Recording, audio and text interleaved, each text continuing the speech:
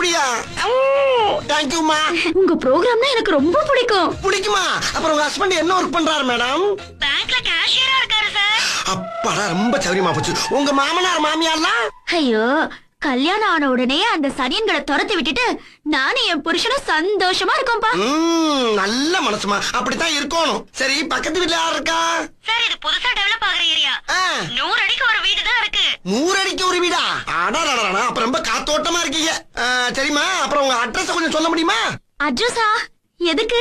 அதுமா, ஐயோ, நாங்க கேக்குற கேள்விக்கு யாராவது பதில் சொல்றாங்களோ அவங்களுக்கு பூரா தங்க காசு கொடுக்கறது வழக்கம். தங்க காசு கொடுக்க போறீங்களா?